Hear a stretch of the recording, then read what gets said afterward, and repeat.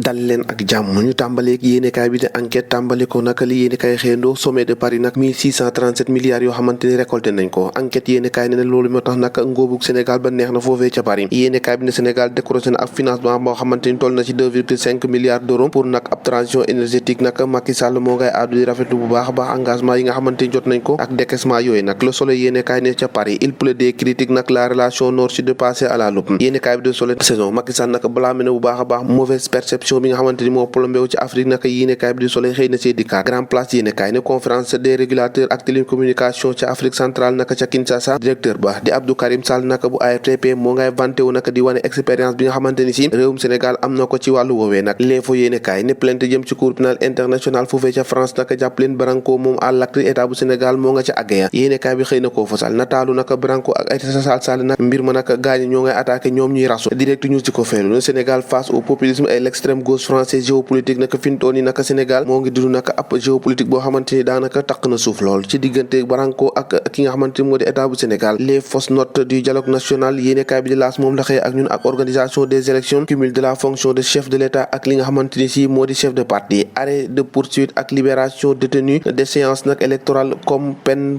complémentaire yéenekaay bi naka Moustapha Niasse la gaay xaatim naka ca li nga xamante ni si moo di dialogue boobee nag nekki ëllëg ak jàmm daanu ko beccal ci taabulam boobee yéenekaay bi dikkaat ci yor nee na naka sorti prochaine présidence les 2024 Paris chaotique de Macky Sall le F24 dénoncé nag ab coup d'état boo xamante ni coup d'état constitutionnel la ko yéenekaay bi tuddee plainte pour crime contre l'humanité naka visant état bu Sénégal maître Juan Branco naka nee na une commande de 104 tonnes d'armes boo xamante ni si dañ koo livré sa présidence ba avocat boobee nag ni ki démb la doon janoog taskatu xibaar yi daanaka nag lépp wax na ko un deal sur le dos de la justice yéenekaay bi ne dialogue ak révision procès Karim Wade nag ab deal boo xamante ni si ñu ngi ko lal ndaka ci ndoddu ko justice les conditions de la révision du procès nag namu leen loo xamante ni si dajale na ko aucun fait boo xamante ni si produit na ko aucun élément jëm ci niveau boo xamante ni si visité nañ ko révision boobee nag nga xamante ni moo ko yeeyoo moo di cour suprême nag Wade fils nag électeur ak éligibilité depuis 2021 bu ñu sukkandikoo nag ci ay avocat saafara mun naa am Témoin quotidien moo xëy di ñu ko yeggee nag nee na ñaari kaay di Khalifa Sall ak Karim Wade équation Sonko ak troisième mandat bi yéenekaay bi ne nag léegi ñu dugg nag ci beneen suuful beneen nooy ci wàllum politique ndax ay solution nag di saafara ñu ngi koy xool ngir fexe rek ba Karim Wade ak Khalifa Sall mën a samp seen ndëd bokk ci élection présidentielle yooyee yéenekaay bi di l'Observateur nee na nag lu ñeel nag wàllum dialogue boobee Khalifa Sall gañ na waaye tamit ñàkk na à la place de amnistie entente nag jëm ci révision article L28 ak L29 moo ngay trouvé nag li nga xamante ni dina fexe ba mu bokk ci élection yi waaye itam gàtte ba ni image boo xamante ni du yàq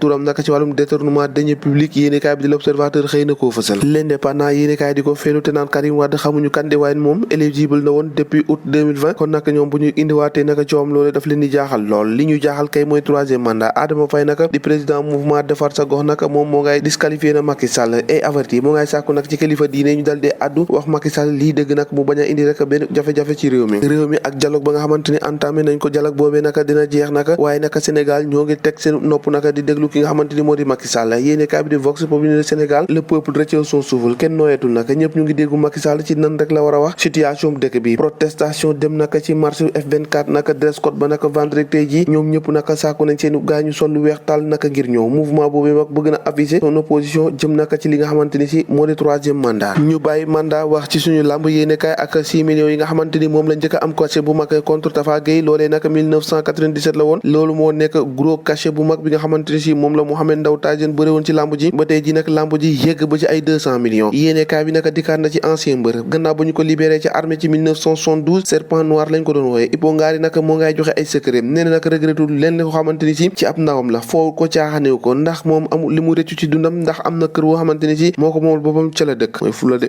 stade yéenekaay dikkaat ci wàllum attaquant ku Sénégal nag diggante Jackson Boulaye Dia ak Habib mi nga xamante ni jamono ji ñoo ngi taxaw teem Aliou Cissé nag fi mu toll nii si xiini mi dëgg la nekk ndax tànneef ba nag du yomb ndax ci diggante Jackson Boulaye Dia ak ki nga xamante ni si moo di Habib Diallo yéenekaay bi ne Boulaye Dia numéro 1 sous pression Habib Diallo nag enfin libéré Nicolas Jackson nag l'atout de polyvalence maanaam mu ne fépp nag Bamba Dieng ak Famara Diédhiou yéenekaay bi ne boo moytuwul ñoom rek ñoo ci nar a ñàkk lu mu ci doon ne ñoo ko déggandoo jàngeen jëf ba ëllëg